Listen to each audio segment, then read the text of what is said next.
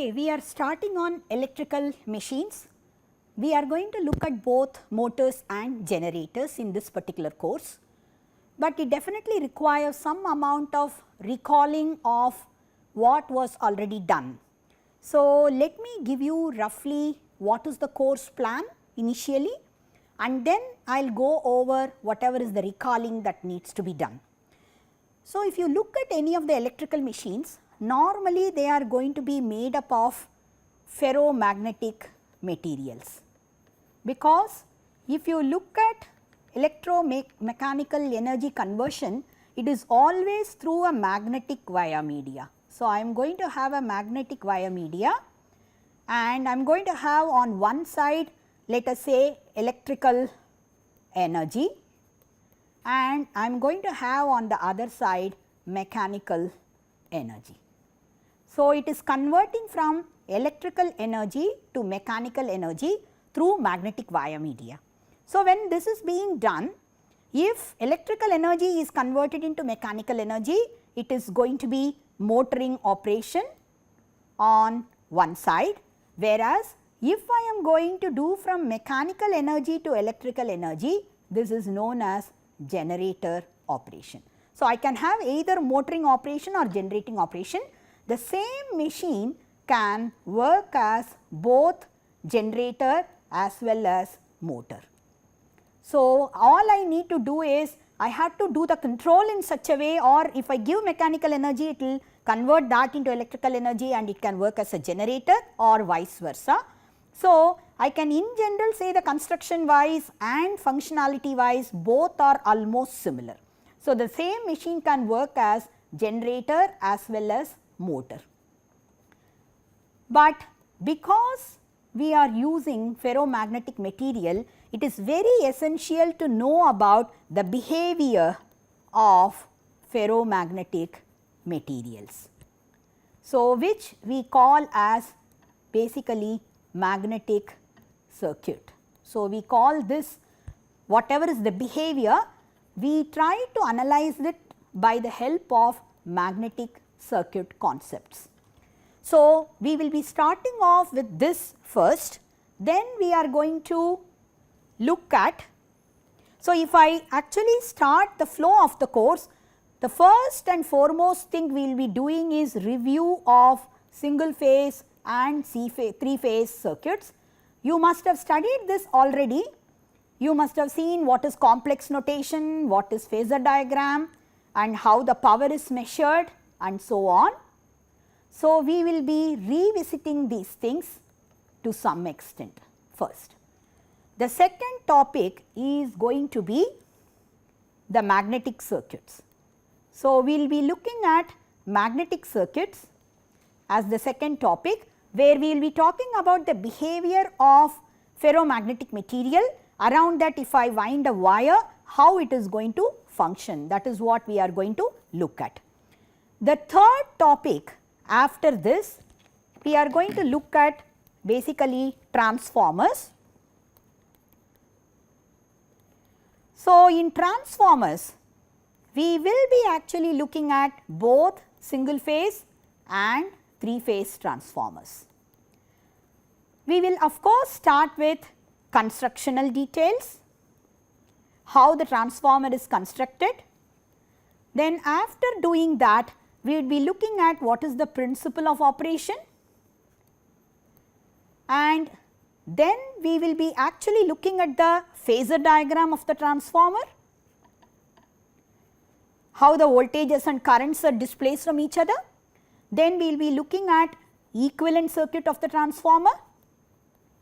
Once we have the equivalent circuit derived, we should be able to really talk about the performance characteristics of the transformers, like voltage regulation and efficiency.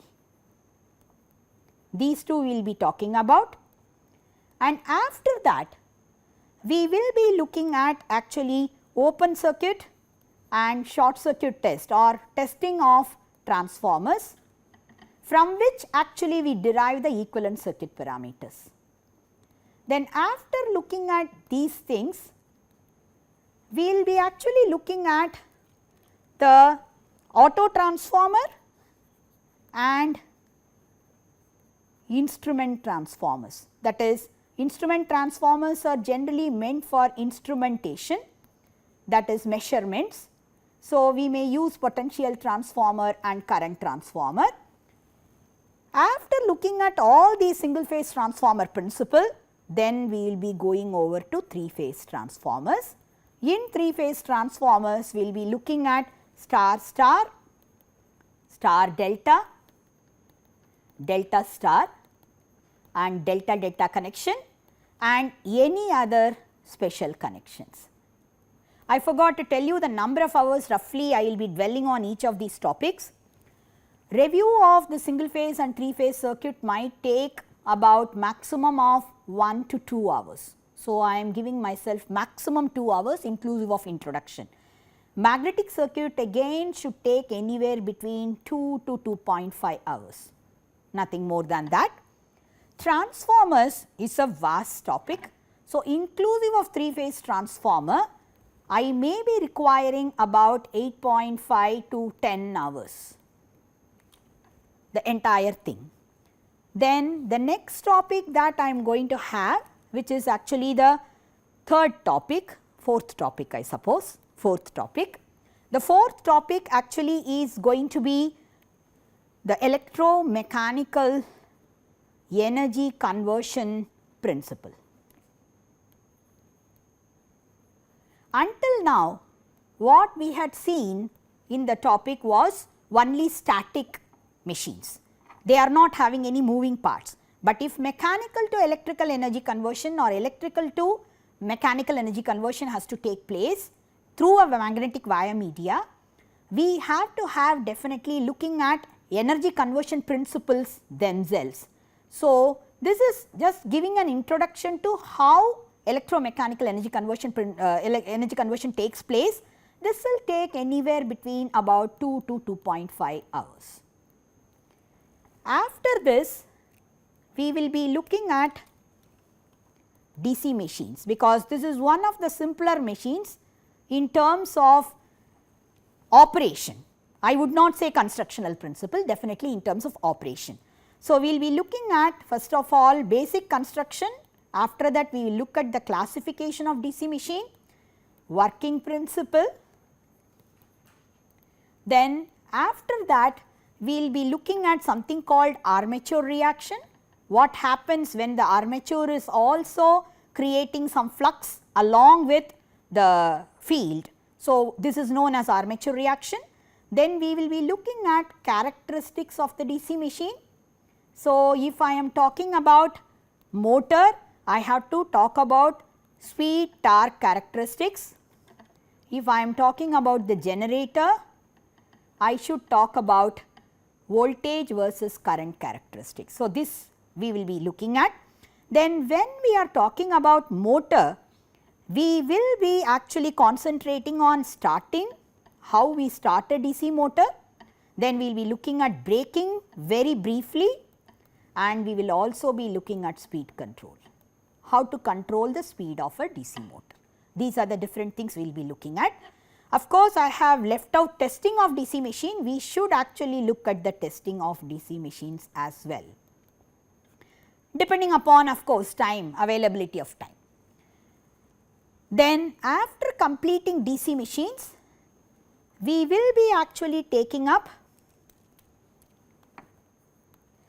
induction machines, which is one of the most important AC machines. If you look at the industries, 80% of the electrical energy actually in factories or industries is consumed by induction motors, 3 phase induction motors. So, we will be first looking at 3 phase induction motor. In 3 phase induction motor, we will be looking at construction, but even before that we should look at revolving magnetic field theory. How we are going to have when 3 phase voltages are applied to 3 phase time displaced phase displaced winding, how a revolving magnetic field is created. This is how we will start the 3 phase induction motor. Then in the 3 phase induction motor itself, we will talk about construction, 2 types of construction. that is squirrel cage and wound rotor. Then we will talk about principle of operation. After looking at the principle of operation, then we will be looking at phasor diagram and equivalent circuit. After looking at the equivalent circuit, we will be able to derive the torque expression, torque slip or torque speed characteristics. Then we will be clearly looking at how the characteristics are dependent upon these expressions. So, we will be talking about the speed torque characteristics mainly. Then after that, we will be looking at starting, what are all the different starting methods. Then we can look at speed control and very little bit about braking. So, these are the topics that will be covered under induction motor. Then if time permits, we will also look at single phase induction motor. Let us see how it goes. So, single phase induction motor, we may be looking at basically double field revolving theory, and then we will be looking at again equivalent circuit, characteristics, etc.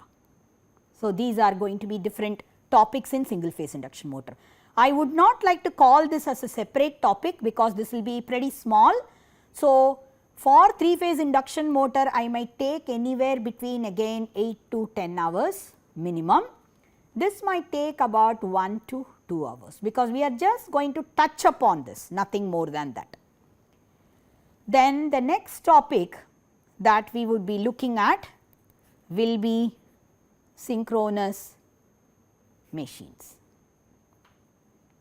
This is also a 3 phase machine, but we will be concentrating on this as a generator. So, we call a 3 phase synchronous machine working as a generator as an alternator. So, we will be looking at alternator and its working basically in this particular topic. The synchronous machines generally we will start with classification, then we will look at construction. After looking at construction, here we will be concentrating more on the winding arrangement. So, we will talk about something called winding factor and how it influences the voltage generation in a synchronous machine. After that, we will be looking at power angle relationship and equivalent circuit. And because it is working as a generator, it is very important to look at VI characteristics of the generator, whether it will be able to maintain a constant voltage in case of disturbance, how do we handle it, these things will be talked about. After this, we will be talking about power factor control, which is one of the most important aspects of the synchronous machine.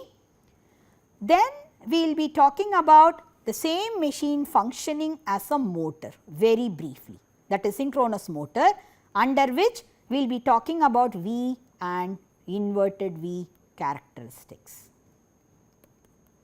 One more thing I have forgotten, we also need to look at the generator as how it can be synchronized, how the synchronization can be done with the 3 phase grid.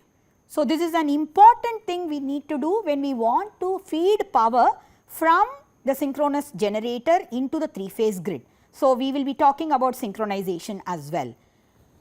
In my opinion, this should not take as long as what it has taken for induction machine.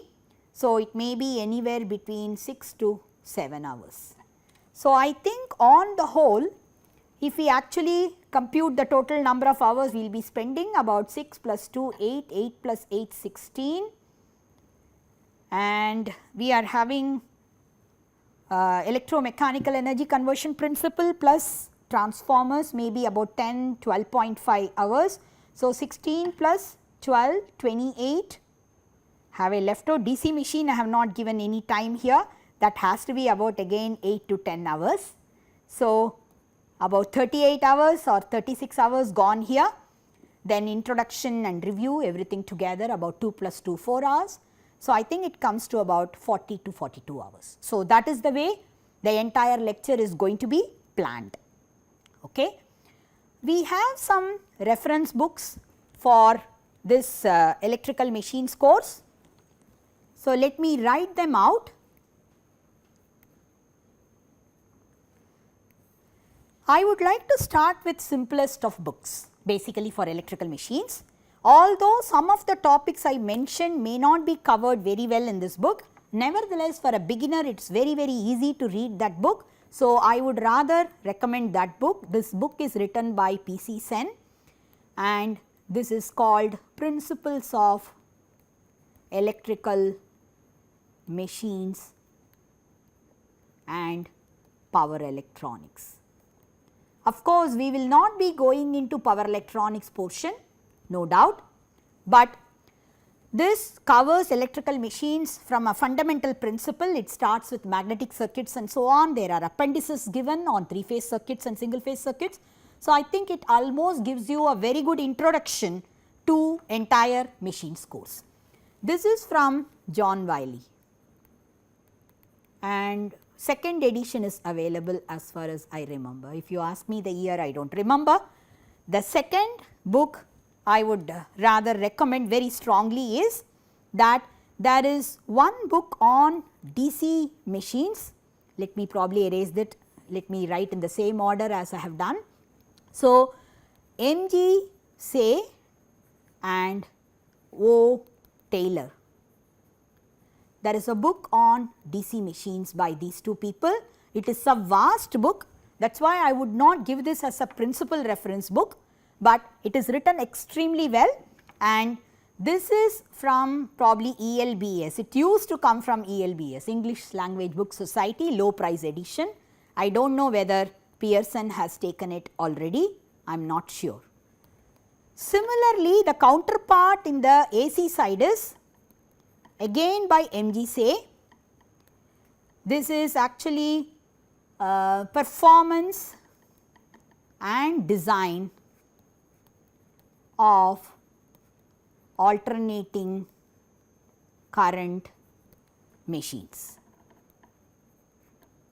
This is again a very vast book, but the explanations are extremely good and this is also from ELBS. This is a low price edition.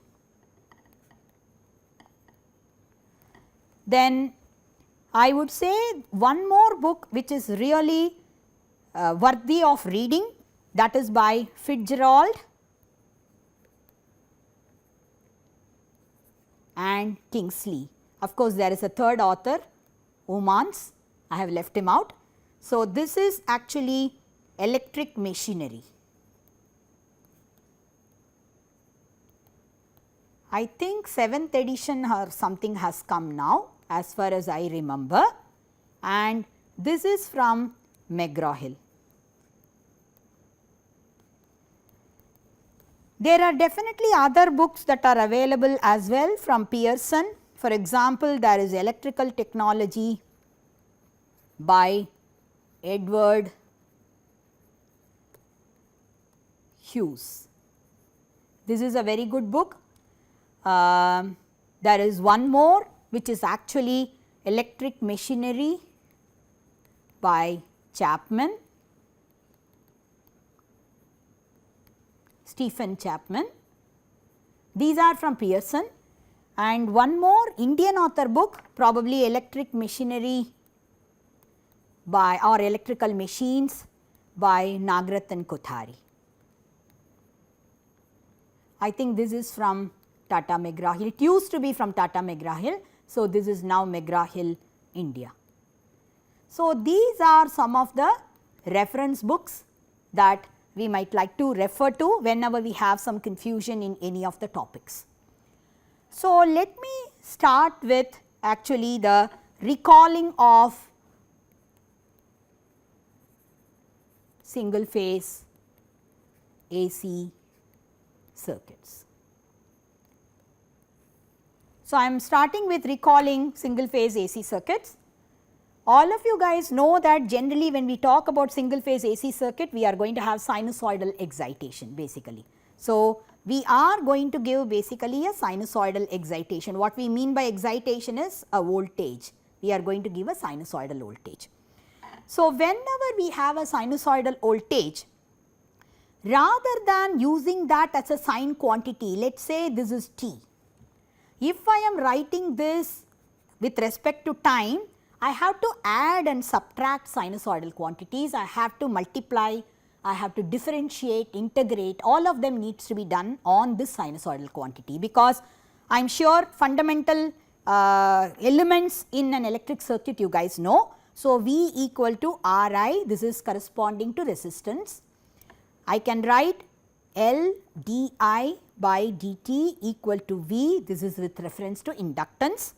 C dV by dt equal to current, this is with reference to capacitance. So, you can very well see that I have V and I without being differentiated or integrated here, and ultimately if I want power I should say V times I, right, instantaneous power. So, I will have to multiply some of the sinusoidal quantities, I have to differentiate some of the sinusoidal quantities, I have to integrate if I want actually voltage equal to 1 by C integral I dt, right. So, I have to integrate these quantities.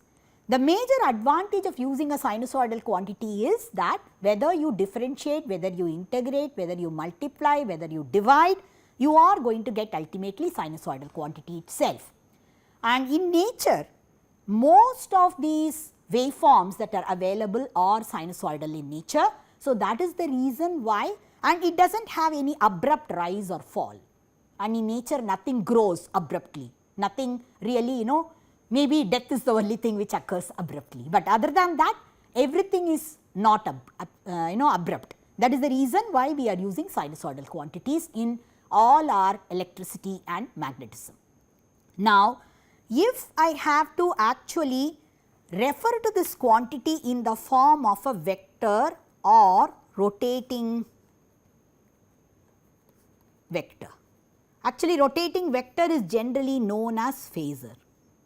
So, if I want to refer to this as a phasor, then what I can do is I can try to look at the projection along this axis and try to plot it. For example, I am looking at time t equal to 0.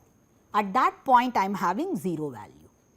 If I look at corresponding to say 30 degrees point, this is 30 degrees, I am going to have half the value of the peak.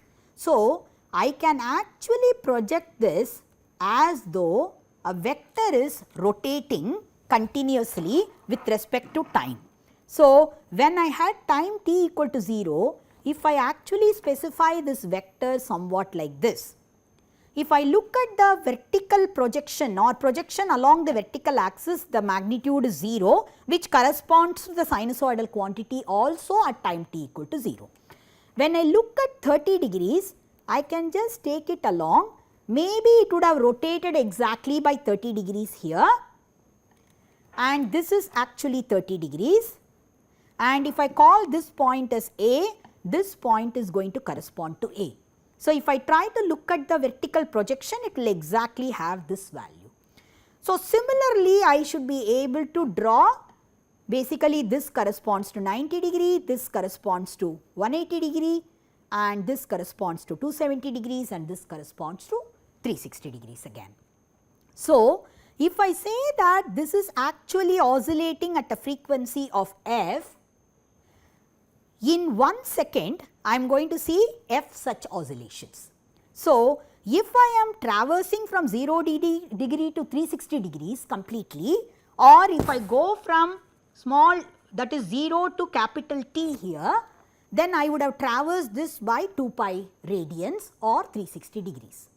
So, if I am saying that f times it is going to oscillate in 1 second, I will have 2 pi times f as the radians that is traversed within 1 second. So, this is the angle that is traversed in 1 second.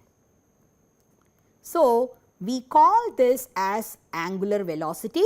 which is omega. So, we are going to say this as omega equal to 2 pi f. So, when we are plotting with respect to angle, we can write this as omega t rather than t, because I can say 2 pi f is the angular velocity. So, 2 pi f times t will be the angle that is traversed. So, every time when we draw actually the waveform of voltage or current, we will always write the angle, write the x axis as omega t rather than t. This is what we are going to do. Now, if I am having one inductance, probably let us say L di by dt equal to VL, voltage across the inductance. Let us say I am going to have I equal to some Im sin omega t, right. So, if I do that, I am going to have di by dt equal to Im omega cos omega t, right. So, this is multiplied by L, I have to do this also multiplied by L, and this is going to be my VL. And because of which cosine wave always leads the sine wave by 90 degrees. So, I am going to have this voltage leading the current by 90 degrees. It is going to lead by 90 degrees. So, if I draw the two quantities here, I should probably show the voltage like this, and I have to show the current as though it is 90 degrees lagging behind, like this. This is how it will be. So, if I try to plot both of these in the form of phasors at any instant, if I say this is what is my current, then I am going to have the voltage leading by 90 degrees. So, this is what we call as the phasor diagram. When we draw two of the quantities which are alternating in nature, we say at any instant of time how they are displaced from each other. So, we call this as the phasor quantity. So, if I have a circuit, for example, that I am going to have an alternating voltage, then maybe a resistance, maybe an inductance, another resistance, maybe a capacitance and another resistance.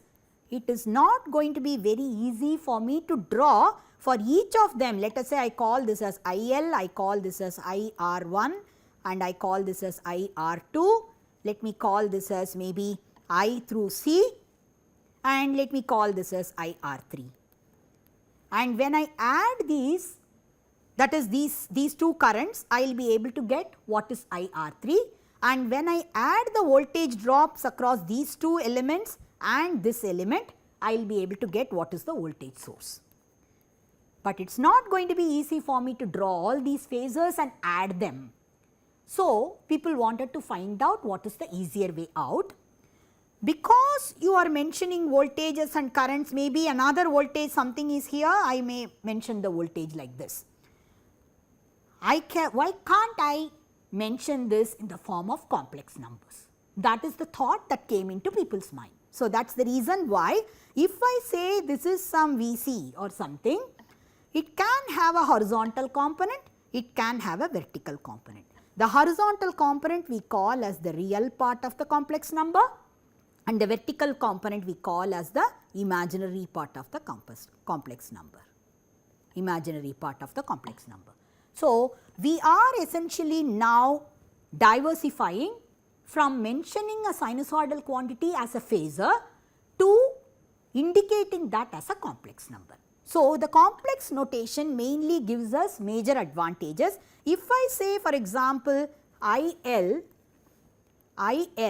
is going to be some A plus JB, and let us say I am going to have IC as some C plus JD.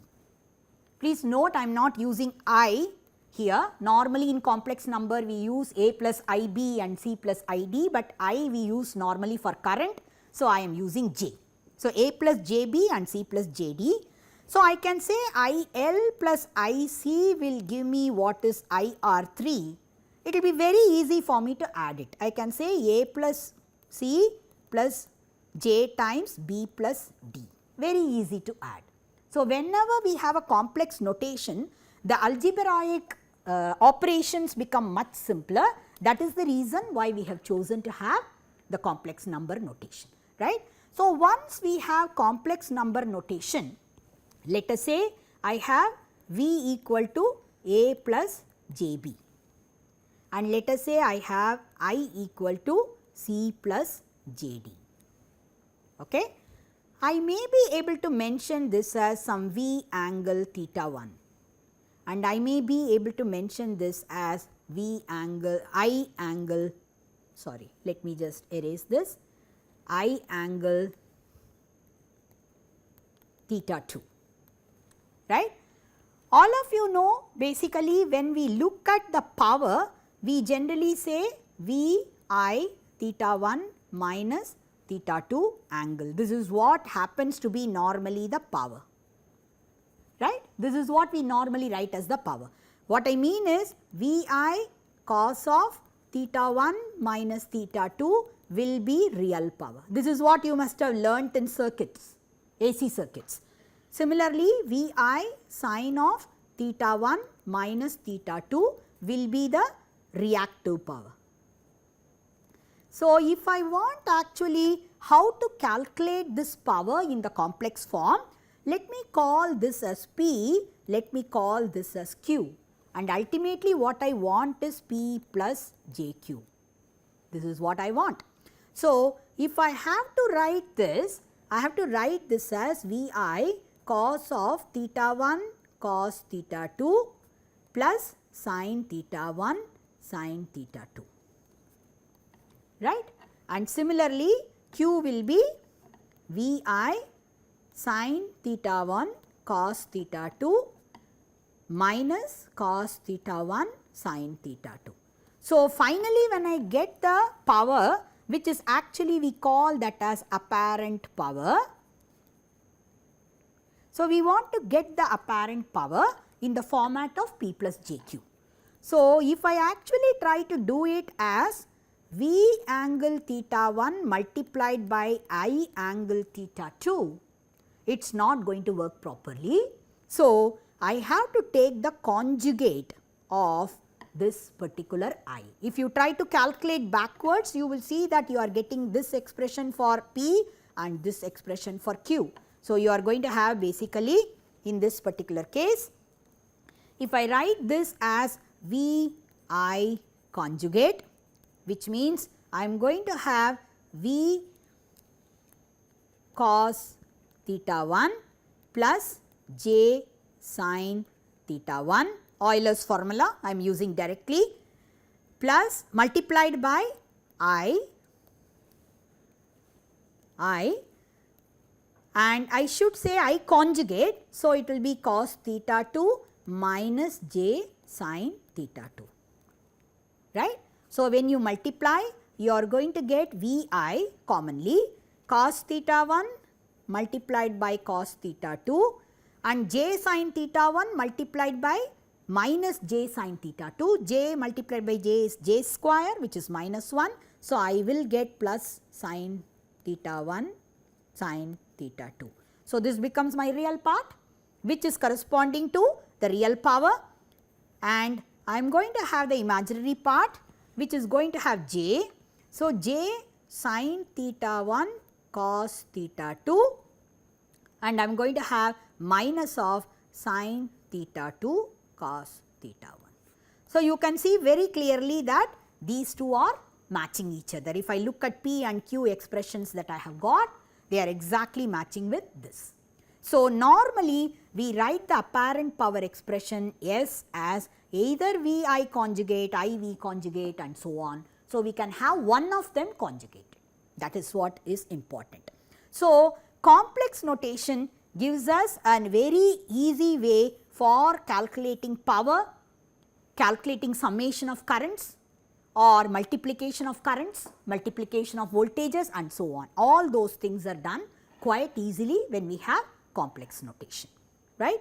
So, in general, single phase quantities, when we look at single phase AC quantities or single phase sinusoidal AC quantities,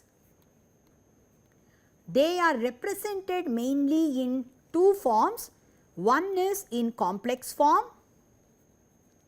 and the complex form indicated is also indirectly translating into phasor diagram.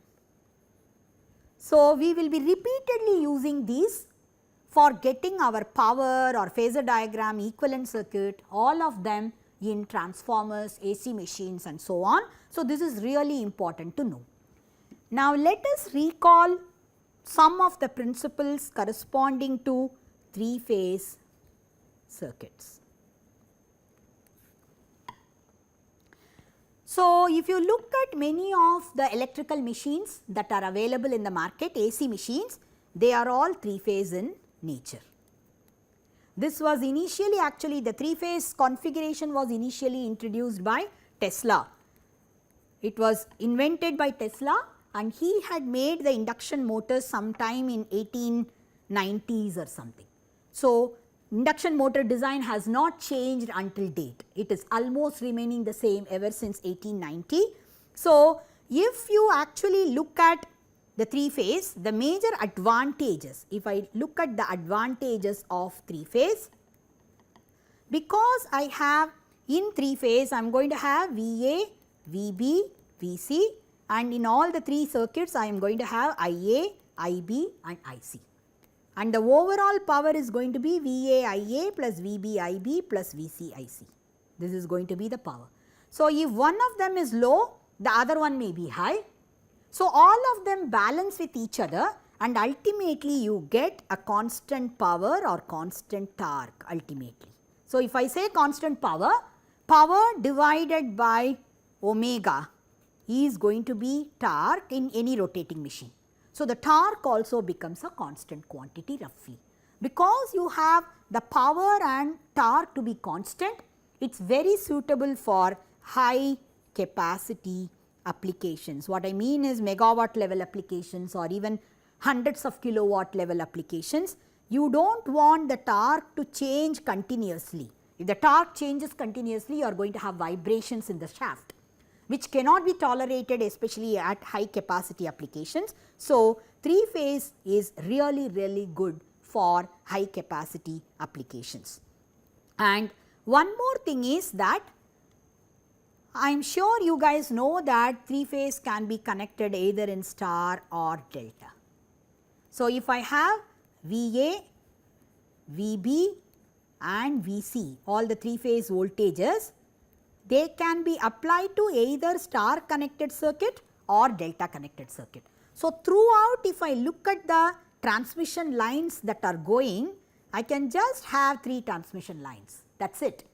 And I will be able to disseminate power which is 3 times single phase power.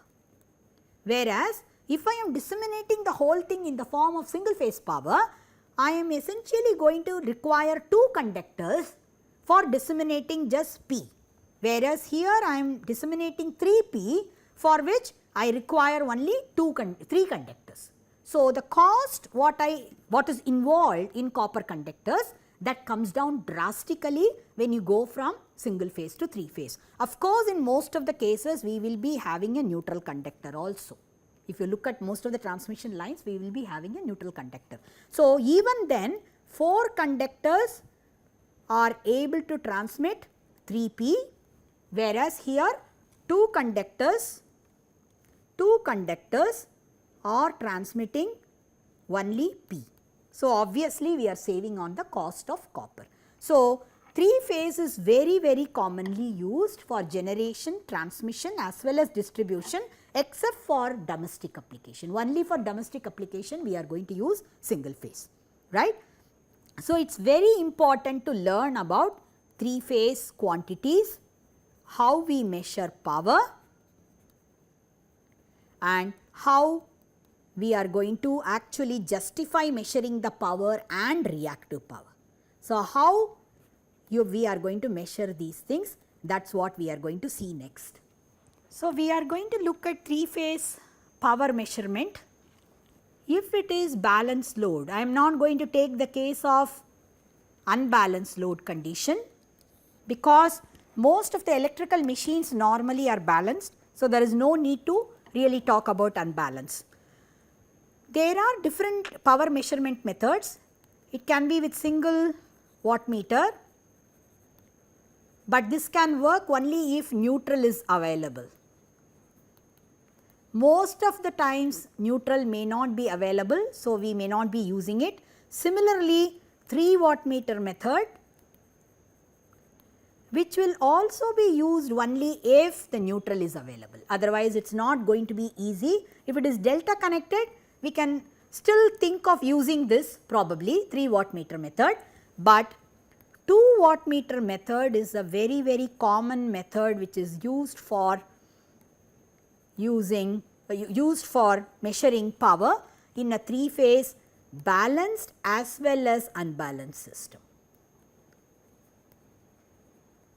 In both the cases, it will work quite well. So, what is this method all about? That is what we are going to see now. So, let me draw the circuit diagram corresponding to the 2 wattmeter method. Let us say I have a 3-phase supply here. So, let me call this as VA, this as VB and this as VC and this is the neutral. Okay.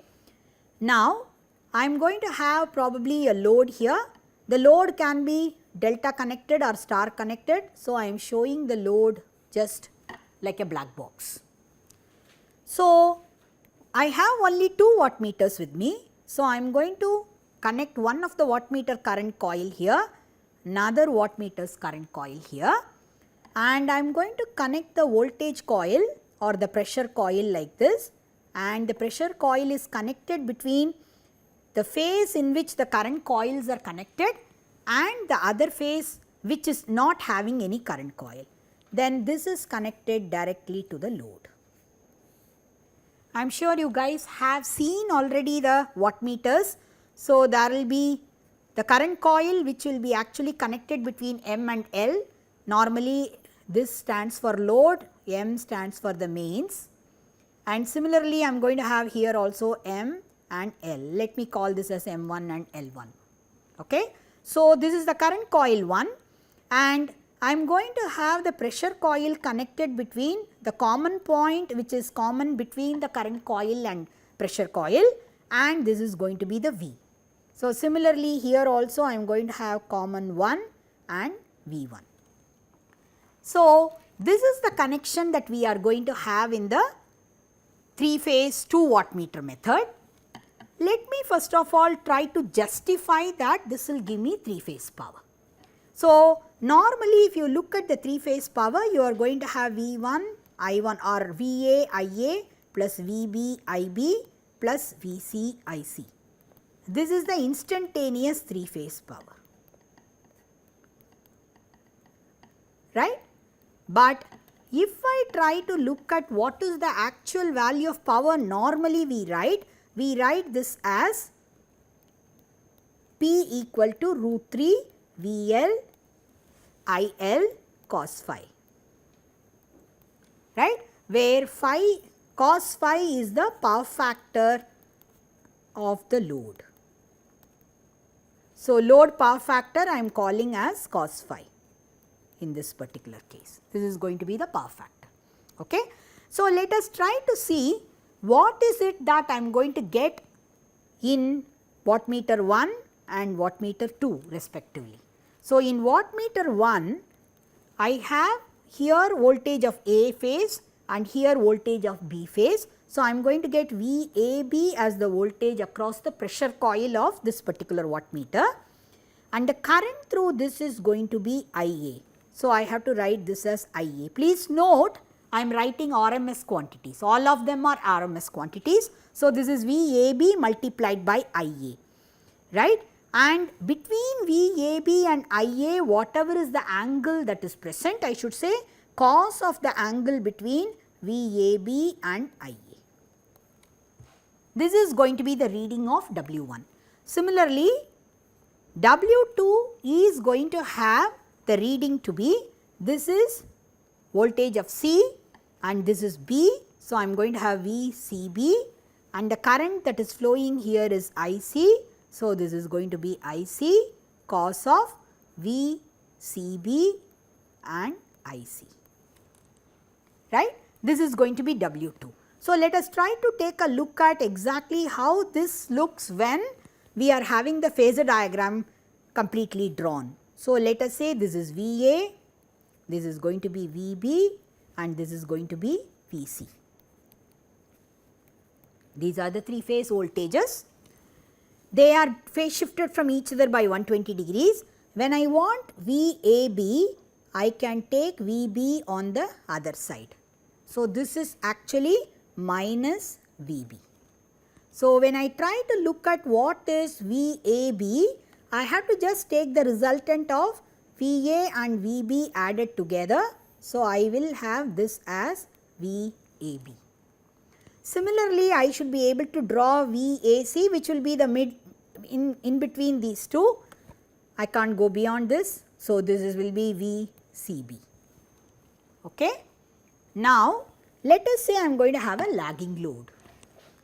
I am just arbitrarily taking this as some at a power factor angle phi, this is going to be IA. And if I assume it is a balanced load, I am going to have IB again at an angle of phi and IC somewhere here, which is also at an angle of phi, right. Now, I have to look at what is the angle between VAB and IA if I want to get the power of W1. So, I am going to have W1 equal to VAB IA, this is 30 degrees, right. So, this is going to be cos of 30 degrees plus phi. Similarly, if I try to write what is W2, W2 is going to be VCB IC, but this angle is again 30 degrees. So, I am going to have cos of 30 degrees minus phi, right. So, I am going to have, when I calculate W1 plus W2, it will be VAB or VCB, I can call them as line voltage, VL directly. Similarly, I can say IA or IC, if it is a balanced load condition, I can call that as IL, and I can say this is cos of 30 plus phi plus cos of 30 minus phi, right. So, this is going to be VL, IL, cos is actually going to be cos of 30 and cos of phi. Cos of 30 is root 3 and we are going to have 2 times, right, 2 cos 30 cos phi. So, this is going to be root 3 VL, IL cos of theta, because cos 30 is root 3 by 2. So, we wrote the power expression earlier as root 3 VL IL cos phi. We are having essentially the same thing, root 3 VL IL cos phi coming out as W1 plus W2. So, this is essentially the 3 phase power expression. So, we are able to measure the 3 phase power just by using 2 wattmeters here, and this is one of the most reliable methods as far as the 3 phase system is concerned. But we wrote V1 equal to VL IL cos of 30 plus phi, and W2 we wrote as VL IL cos of 30 minus phi. If the power factor angle happens to be greater than 60 degrees, very clearly I am going to have this to be cos of 90 or greater than cos of 90. So, if the power factor angle happens to be 60, I will have one of the wattmeter readings to be 0 and the other wattmeter reading will have a value which is positive, because 30 minus whatever is the angle cos of theta equal to cos of minus theta. So, I will have a positive value.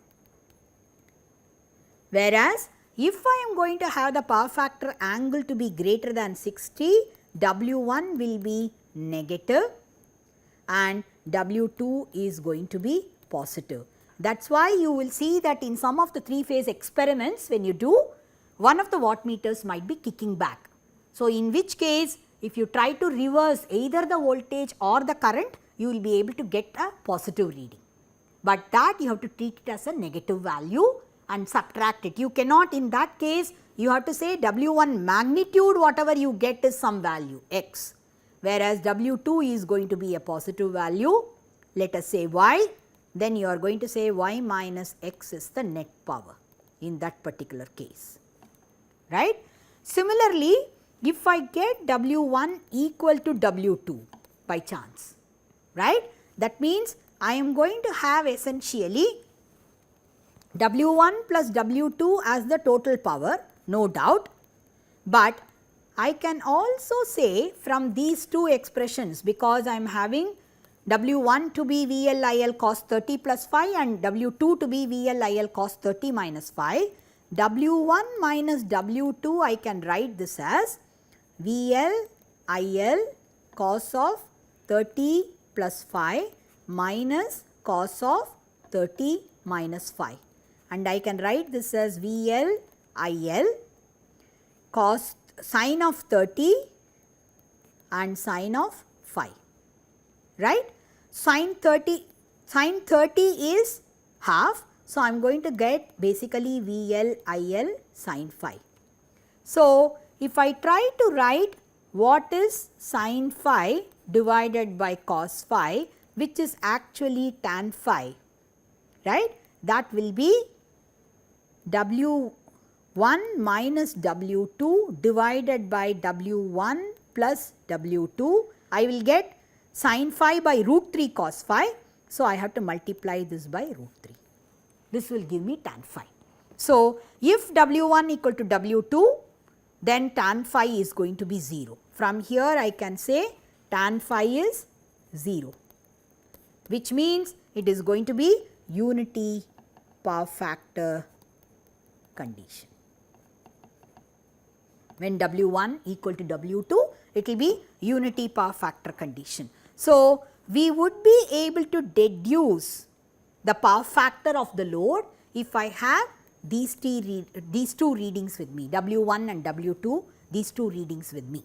So, in general, 2 wattmeter method is a very advantageous method from various viewpoints. You will be able to determine what is the power factor of the load. You will be able to get the accurate power whether it is balanced load condition or unbalanced load condition normally with the help of just 2 wattmeters alone.